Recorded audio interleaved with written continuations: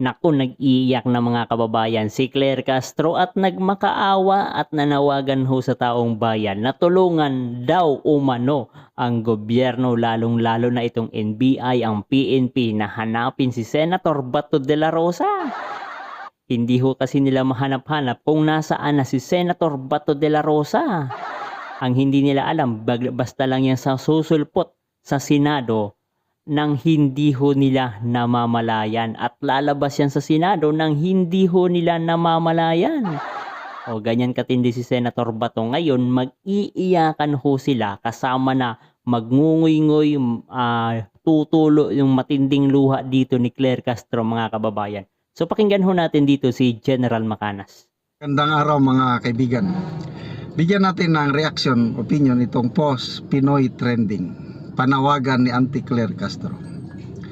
Yusek Castro nanawagan sa taong bayan na tulungan ang gobyerno na hanapin si Senator De La Rosa.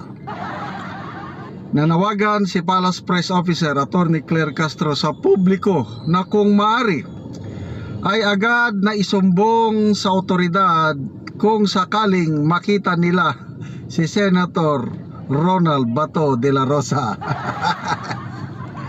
Sa isang panayam sa radyo, maaari manong makatulong ang mga Pilipino sa paghahanap kay de la Rosa sa gitna ng kinakaharap nitong warrant mula sa ICC. Sabi niya, all Filipinos can help by reporting to authorities if ever they see a fugitive in their areas.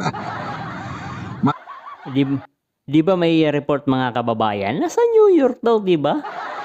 O, di ba? Pinost pa ho yan ng mainstream media na nasa New York si Senator Bato de la Rosa. Ayan, doon si Claire Castro magpatulong doon sa New York. At doon pumunta ang ICC sa New York. Nang sa ganon, doon siya hulihin. Tanda ng itinuturing na fugitive si De La Rosa ng gobyerno na mariing tinutulan ng kampo ng senador dahil sa hindi nila kinikilala ang warrant ng ICC. Okay, tignan natin ang reaksyon ng taong bayan, ano? Okay, so dito ano ba?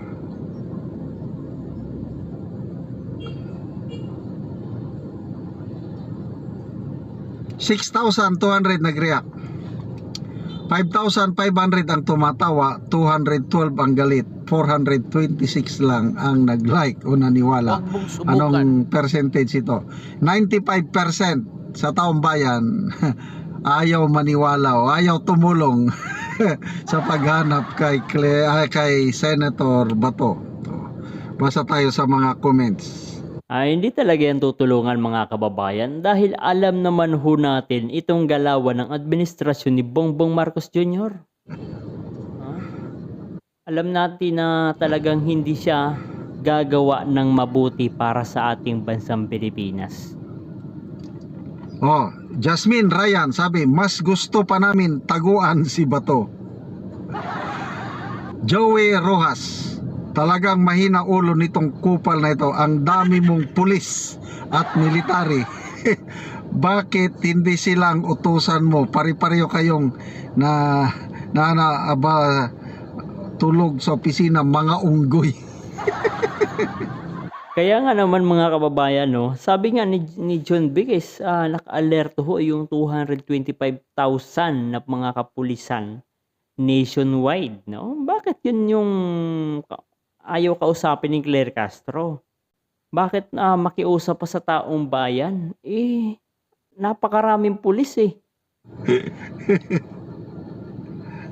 Jen Espere, mao paano mo resign ka na, anti-clearing.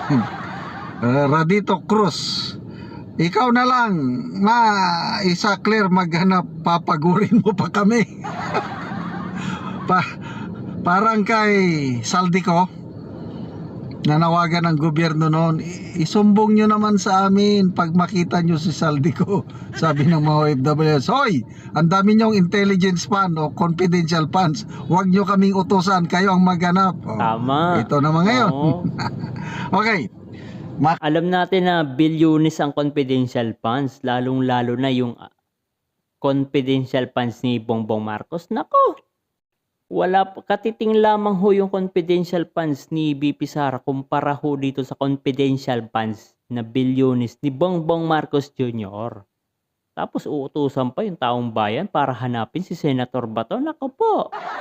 Relate ako nito, yung mga ganyang panawagan. Nung tinyente pa ako, kapitan, kaya bata sa serbisyo, nasa kabundukan, naghanap kami ng NPA. Pagdating namin sa mga barangay, kinakausap namin ng mga tao talaga. Parang dialogue, pulong-pulong. Nasabi namin na kalaban ng gobyerno ang NPA. Isumbong sa amin, i-report. Mga tao, gumagan lang de. Sir. Yung pala, ang mga taong kinakausap namin, galit na galit sa gobyerno. Kasi nga, maraming abuso. Ayun.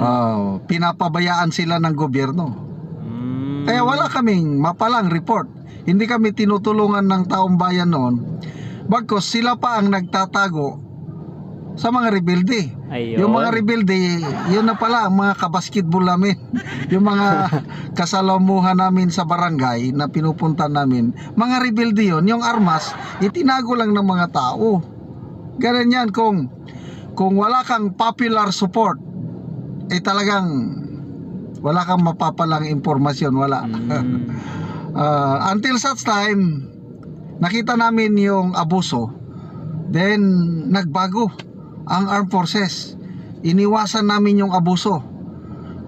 Kinuha namin ang simpatya ng mga tao. Ayun. Nung nasa amin na yung simpatya, nakuha na namin ang suporta nila. Dahil wala nang abuso Ayun na, ang mga tao magsabi na, Sir, nandun sila sir. Sir, nakita ko sila, i-guide ko kayo. Ayun. So, ganun ang gawin ng administrasyon ni Bongbong Marcos. Masyadong abuso kasi. Kaya naman ang taong bayan, yun, kumbaga katulad ng sinasabi ni General Macanas, no? Patungkol ho dito sa mga NPA. Ngayon, tinuturo na ng taong bayan kung saan ang kinaroroonan ng NPA kasi nga tinanggal yung mga abuso. Ito yung sa gobyerno ho natin mga kababayan, nandiyan pa yung abuso. Kaya naman ang taong bayan hindi nakikipag-cooperate kung nasaan si Senator Bato de la Rosa. Kaya madali na naming mahanap yung mga NPA nung nakuha namin yung simpatya, suporta ng mga tao. Ngayon, Bato at ang gobyernong Marcos, lalo na kung nasa Mindanao nasa Mindanao si Senator Bato. Nako, nasaan ang hirapan. suporta ng taga Mindanao? Wala. Sa Marcos administration o na kay Bato? Ganon Na lang kay yun, Bato. Auntie Claire. Tanungin nyo muna ang sarili nyo. Hindi lahat ng Pilipino Magpapander. satisfied o masaya sa administrasyong ito. Yes. Tingnan nyo yung mga surveys. Example, Pulsesia, yung matandaanan ko lang 97% sa taga Mindanao pabor o may tiwala kay BP Sara. Ayun. Ibig sabihin yun, yung 97% na nagtitiwala kay BP Sara, nagtitiwala rin kay Bato. Ibig sabihin nun, hindi tatraydo rin si Senator Bato katulad ng ginagawa ng administrasyon ni Bongbong Marcos na kahit hindi tayo miyembro ng ICC ay talagang halos magkandara pa na para dito sa ICC. Mawala lang ang kalaban sa politika. The other way around, 3% lang ang approval satisfaction rating ni Marcos Jr. dito sa Mindanao. So, ganon yun, kahirap. Siguro kung si Bato nasa Luzon, ayan, may mga Posible. may mga tao na galit kay Bato, galit kay Duterte, yun, magsusumbong sila. Kung ako si Bato, alangan naman na magtago ako sa Luzon. Magtago ako sa Mindanao na alam ko, Same. teritoryo ng mga Duterte. Mm. So, good luck Auntie Claire Castro. Sana, sana may mga tao na makinig, maniwala sa iyo at magsumbong. Tanong, General Bantag, tatlong taon na. May nagsumbong ba kung nasaan siya? Wala, syempre. Kita yan naman no, sa Facebook page ni General Bantag. Pagala-gala lang si General Bantag. Hindi huli nila mahuli-huli 3 taon na. Ayaw kasi ipagkanulo ng kapwa niyang mga taga-Cordillera, mga Igorot. Ayaw ipagkanulo. Ito lang naman si Bongbong Marcos ang nagkakanulo ng kapwa niyang Pilipino.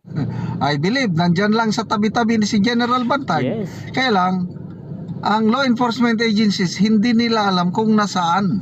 Kasi nga, ang suporta ng taong bayan, kung nasaan siya nagtatago ngayon, ayaw sabihin ng mga tao, ayaw siya report. Ganon lang yun, Auntie Claire Castro. Hindi porke nanawagan ka nga, all Filipinos can help by reporting. Ay, nako. Hanggang salita lang yan, kailang pasok dito, labas doon. Kaya ngayon, tinatawanan lang kayo ni Senator Bato. Tumatawa siya at Auntie Claire, I don't know. Hanggang, kahit everyday ka manawagan, Auntie Claire, postahan tayo kung mayroon bang tutupad o tutulong sa gobyerno. So, it's a challenge. Tanungin nyo sarili nyo, kumusta ang suporta ng taong bayan sa inyo? Sa Marcos Jr. administration, especially dito sa Mindanao na baka nandito nagtatago si Senator Bato. 'Di ba? Mga kababayan, ayan nga ang naging komento opinion ni General Macanas. So, ang magandang gawin ho ni Auntie Claire, mga kababayan, is ibalik niya yung tiwala ng taong bayan. So, sa pamamagitan niyan, posible na may magturo kay Senator Bato kapag ibinalik nila ang tiwala ng taong bayan. Pero sa ngayon, mga kababayan, masasabi ho natin talagang wala hong tiwala ang taong bayan sa gobyerno ni Bongbong Marcos, lalong-lalo na dito kay Auntie Claire Kabayan, na kung anong basura ang pumapasok sa tenga, yun din na yung basurang lalabas sa kanyang bibig. Yan ho, base sa sinasabi ni Vice President Inday Sara Duterte. Diba? So wala na. Wala na yung pakiusap, panawagan ni Claire Castro patungkol dito sa kung saan yung kinaroroonan ni Senator Bato. Naku, wala na. Walang magkakanulo kay Senator Bato de la Rosa. No? Lalong-lalo na sa Mindanao. Mapunta siya sa MILF o kaya MNLF o sa kampo ng mga Muslim. Naku po, mga kababayan, mahihirapan ho sila. Lalong-lalo na, alam naman ho natin, pagdating dyan sa Davao is maraming kakampi, ang mga Duterte, nako, mahihirapan sila. Kaya kung gusto talaga ni Auntie Claire na mahuli, no? Kung sakali man gusto talaga ni Auntie Claire mahuli si Senator Bato, mag-resign siya para mabawas-bawasan naman yung kanilang kasalanan. At sa ganun, baka magtiwala pa yung iba, yung iilang pirasong mga tao sa administrasyon ni Bongbong Marcos Jr. Nako, iyak ho dito si Claire Castro dahil hindi nila magagawang mahuli si Senator Bato de la Rosa, at ang pagmamakaawa at pag-iyak-iyak ni Claire Castro, mga kababayan, wala. Parang masabi nga ng ating mga kababayan Pilipino, plastic naman yung ginagawa ni Claire Castro Kasi fake news peddler ho yan, mga kababayan. Alam naman ho natin yan. Di ba? Sa tingin niyo, mga kababayan, komento niyo dyan sa ibaba.